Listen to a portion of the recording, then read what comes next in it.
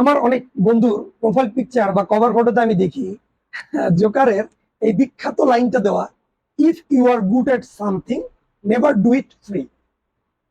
অর্থ কি? অর্থ হচ্ছে যে যখন তুমি কোনো কিছুতে খুব ভালো করবে তখন সেটা ফ্রিতে করো না। এর মানে এইটা না যে আপনি দক্ষ হওয়ার আগেই আপনি নিজেকে ওই লেভেলে চিন্তা করতেছেন। ইটস ফাইন, আপনি you can prospective there that you are achieve that goal, but যদি না আপনি সেইটা অর্জন করার অ্যাবিলিটি না রাখেন, হওয়ার আগে যদি নিজেকে পণ্ডিত মনে করেন, তাহলে সেটা কি হয় জানেন? অল্প বিদ্যা ভয়ঙ্করী। এর একটা এক্সাম্পল দেই। আমরা যখন বিজনেসটা স্টার্ট করি তখন আমি কয়েকটা ডেভেলপারের সাথে কথা বলছি, এবং তারা খুবই কি বলে এটাকে, তখন ফাইবারে কাজ করতো। এটা 2018 সালের কথা আমি বলতেছি। ফাইবারে কাজ করতো, তো আমাকে বলতেছে যে, আমি বলতেছি দেখ দোস্ত, আমি এরকম একটা তো শুরু করলাম, এখন আমাদের বাজেটটা তো বেশি না, এখন আমাকে যদি তুই হেল্প করিস, হ্যাঁ আমি তোকে দুইটা প্রস্তাব দিতে পারি, কম খরচে করে দে, আমরা একটা প্রোটোটাইপ বানাই, ডেমো প্রজেক্ট বানাই, এরপর যখন আমরা এটাকে বড় করব দেন আমি তোকে দিয়ে এটা বানাবো।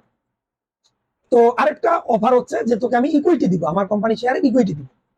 তো ও বলতেছে যে না, আমার টাকা দরকার। ঠিক আছে, আমি এসব ইকুইটিও বুঝি না, আমি কিচ্ছু বুঝি না, আমি শুধু টাকা বুঝি। ওকে ফাইন, আপনি টাকা বুঝেন, ভেরি গুড। বাট যখন আমি দেখলাম, কয়েকজনের সাথে কথা বললাম, সিনিয়র জুনিয়র সবাই টাকা, ব্যাপারটা হচ্ছে এরকম যে কেউ ভীষণ দেখতে পায় না। ভীষণ বলতে আমি এটা বুঝাচ্ছি যে আপনি আজকে একটা, ধরেন একটা কি বলে এটাকে, আপনি একটা সেগুনের একটা, মানে সেগুন কাঠের যে গাছটা আছে, সেই গাছটা আপনি আজকে রোপণ করলেন, সেই গাছটা বড় হইতে মিনিমাম তো 10 বছর সময় লাগবে। 10 বছর পরে যখন আপনি সেগুন কাঠটা কাটবেন, তখন কিন্তু আপনার এই 10 বছরের পরিশ্রমটা সফল হবে। বা সিম্পল ভাষায় যদি বলি, আপনি একটা গরু কিনলেন, সেই গরুটাকে বড় করতে আপনাকে 3 থেকে 4 বছর পরিশ্রম করতে হবে। দেন গরুটা দুধ দিবে, সেই দুধটা আপনি সেল করবেন। কিন্তু আপনি যদি চিন্তা করেন, আমি আজকেই গরুটা কিনছি এবং সেই গরুটা দিয়েই আমি মানে দুধ সেল করব, এটা কিন্তু আসলে তখন কি হবে, আপনি ওই যে গরুটা দুধ দিচ্ছে সেই গরুটা যদি কিনতে যান, আপনার অনেক খরচ পড়বে। বাট আপনি যদি গরুটা একদম বাচ্চাকালে কিনেন, আপনি সেটাকে খাওয়ায় পড়ায় বড় করেন, তাহলে কি হবে? তাহলে যেটা হবে সেটা হচ্ছে যে আপনাকে আপনাকে সবাই মানে হচ্ছে ওই পরিশ্রমটা আপনার সফল হবে আর কি। এটাই বলতে চাচ্ছি আসলে বেসিক্যালি। তো সবাই টাকা টাকা করতেছে, তখন আমি তখন বললাম যে আসলে ঠিক আছে ফাইন, আমি টাকা দিব, but you will not get the next project of my plan. কারণ আমার কাছে অনেকগুলো প্ল্যান আছে, আমার সাথে অনেকে কাজ করতেছে। যখন আমি দেখবো যে তুই কাজগুলো ভালো করতেছিস, তখন আমি পেমেন্ট ডাবল করে দিব।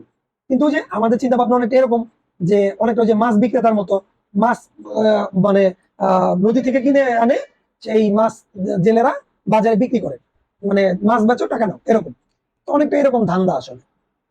তো ফাইন, আমি ওদের দিয়ে আমি কাজ করাইনি। দেন আমি একটা ছোট ভাইকে পাইলাম, ওর খুব আগ্রহ, ভাই আমি কাজগুলো করব। এবং আমি আমার ভার্সিটি লাইফে অনেককে ফ্রি প্রজেক্ট করে দিছি। তাতে আমার কি হয়েছে জানেন? আমার স্কিল ডেভেলপ হয়েছে। আমি এটা চিন্তা করিনি যে আমার টাকা লাগবে। আমি যদি চিন্তা করতাম ফার্স্ট টাইম আমার টাকা লাগবে, আমার শিখতে হবে এরকম ভাবে, হ্যাঁ ওইটা একটা মোটিভ হতে পারে, বাট আমি কখনো ওরকম চিন্তা করিনি যে আমার টাকা লাগবে। আমি চিন্তা করছি যে কাজ পারলে টাকা এমনি আসবে। থ্রি ইডিয়টসে যে এটা বলে যে বেটা কাবিল বানো কাবিল, আহ সুযোগ তো ঝাঁকমারকে তোমার উপর আসবে, জাস্ট লাইক দ্যাট, ওইরকম। আমি কাজ শিখছি, কাজ জানছি, আমার পোর্টফোলিওতে অ্যাড করছি, আমার ফেসবুকে আমি প্রচুর প্রচারণা করছি। দেখা গেছে যে আমাকে নক দিছে, ভাই আমার প্রজেক্ট লাগবে, আমাকে বানাই দেন। তখন আমি তাদেরকে, যখন দেখছে যে ফ্রি করে দিছি, তখন ওরাও বন্ধু বান্ধবদের বলছে, বা তাদের বড়দের বলছে, ছোটরা ছোটদের বলছে। তখন আমার কাছে কিন্তু ফোন আসছে যে ভাই আমার আইওটি প্রজেক্ট দরকার, জাভা প্রজেক্ট দরকার। তো আফটার অল আমি তখন থেকে টাকা ইনকামটা শুরু করি আসলে আমার ভার্সিটি লাইফে। তো যখন ওই ছেলেটার কথা বলতেছিলাম, ও আমার সাথে কাজ করা শুরু করলো। ও আস্তে আস্তে কাজ করতো, বাট খুব ফাস্ট ট্রাই করতো কাজ করা, শিখাই দিতাম, কাজ করতো।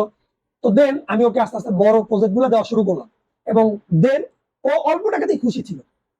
ঠিক আছে, অনেক ভুল হইতো, অনেক বাগ পাইতাম, বাগগুলো আবার দিতাম টেস্ট করার জন্য, এগুলো ফিক্স করে। ও কাজ নিরবিচ্ছিন্ন ভাবে করতো। আমরা যখন অনলাইনে কাজ করি, তখন যদি আমাদের নেট চলে যায়, বিরক্ত লাগে না?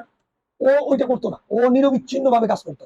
রাত 3টার সময় যদি ফোন দিতাম, ভাই আমার এটা এখনো কমপ্লিট হয় না, এটা একটু দেখো তো, ও ঘুমাক, বাসে থাকুক, যেখানেই থাকুক, ও ওইটা কমপ্লিট করে দিত, কখনো এক্সকিউজ দিত না।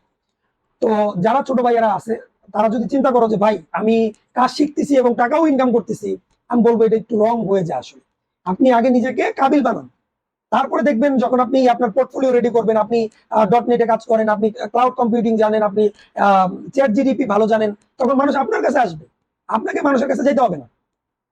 একটা লাস্ট এক্সাম্পল দিয়ে শেষ করি। বিকাশ যখন বাংলাদেশে আসছে, তখন তারা কিন্তু ধুমায়া বুস্টিং করছে। ফেসবুকে বলেন, ফেসবুক তো তখন ছিল না, তখন টিভি চ্যানেল ছিল, বিকাশ বিকাশ বিকাশ কেন?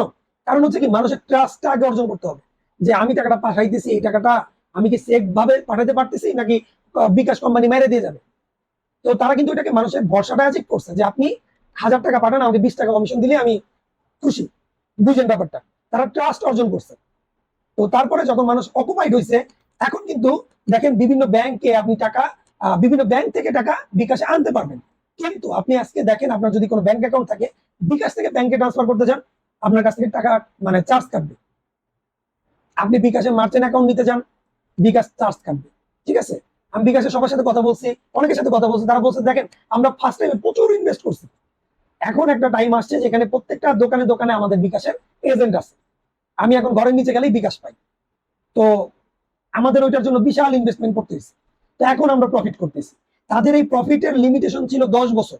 10 বছর তারা লস করছে, এখন তাদের ফ্লোচার্ট দেখেন, তারা এখন প্রফিটেবল একটা বিজনেস করতেছে। একদিনে কিন্তু আপনি ব্র্যান্ড ইমেজ তৈরি করতে পারবেন না, আপনাকে ব্র্যান্ড ইমেজ তৈরি করতে হলে টাইম দিতে হবে, and you have to know the business. তাহলে তো বাংলাদেশ পৃথিবীর সবাই ব্যবসায়ী হয়ে যেত। Elon Musk engineer businessman, Bill Gates engineer businessman, মানে সুন্দর পিচাই বিজনেসম্যান, গুগলের সিইও বিজনেসম্যান। মানে আপনি একটু রিসার্চ করেন, সবাই যারা ইঞ্জিনিয়ার আছে তারা বিজনেসম্যান। রিজনটা কি?